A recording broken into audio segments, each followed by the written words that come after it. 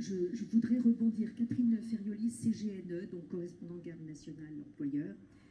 Je rebondis sur cette problématique de protection sociale. Il a été signé il y a quelques années une charte avec l'ensemble de la Fédération française des assurances, notamment sur cette problématique des exclusions dans les risques, enfin dans les contrats d'assurance pour le risque militaire.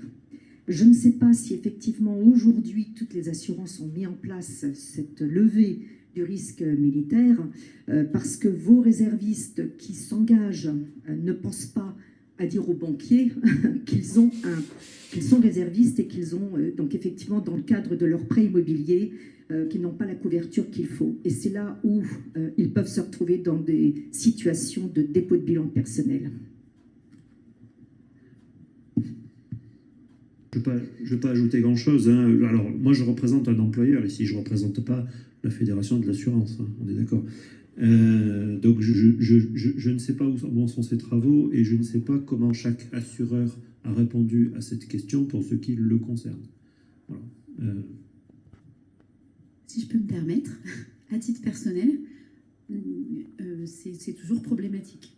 Voilà. Systématiquement, on met en avant mes risques liés aux activités, que ce soit pompier volontaire, bon, c'est autre chose, mais aussi de l'armée.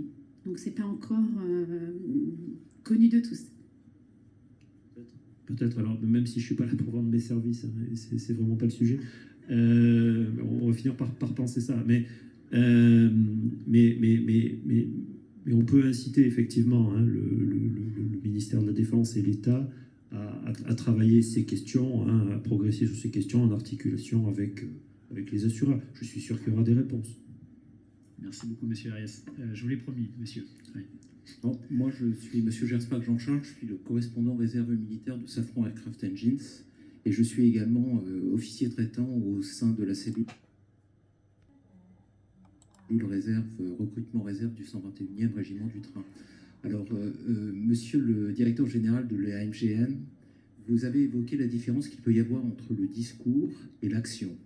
Eh bien, je vais être rassurant, parce que ce week-end, j'ai fait signer des contrats en réserve opérationnelle et j'ai eu justement un jeune candidat qui est passé par le service militaire volontaire, accompagné par la SNCF, et très sincèrement, il a donné presque envie d'aller travailler à la SNCF, justement complètement en accord avec votre politique très très favorable, très favorable. Et ce que j'ai beaucoup apprécié dans la démarche et dans sa présentation, c'était justement, je dirais, vous l'avez présenté beaucoup au cours de votre allocution, cet accompagnement, et ça j'ai trouvé ça particulièrement intéressant dans votre discours, mais j'ai trouvé ça surtout marquant dans cette signature de contrat, parce que c'était vraiment évoqué avec beaucoup d'engagement, et je tenais à l'affirmer aujourd'hui, et j'ai trouvé ça remarquable. Voilà.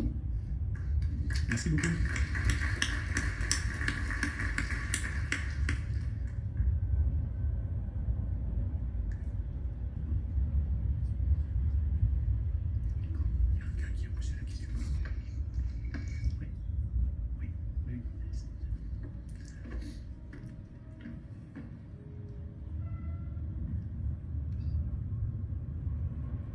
Oui, bonjour, lieutenant-colonel Flandre, donc je suis affecté à l'état-major zone de défense de Paris et je suis également le référent défense du NEO, la mutuelle des militaires, donc je voudrais revenir sur le point précédent en attirant l'attention des employeurs. Il faut effectivement faire attention parce qu'il y a très souvent suspension du contrat de travail lorsqu'on est en période militaire et donc il n'y a pas forcément de couverture en termes de prévoyance pour le réserviste qui est blessé ou accidenté. Et donc il existe, bon je ne vais pas faire de la publicité, mais il existe des produits spécifiques pour couvrir ce type de risque.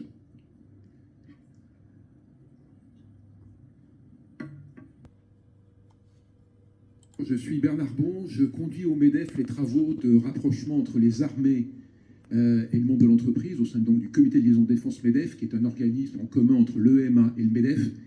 Et donc sur les sujets plus particulièrement de réserve, je rebondis sur ce qui a été dit. Effectivement, une des grandes craintes de l'employeur, c'est sa responsabilité.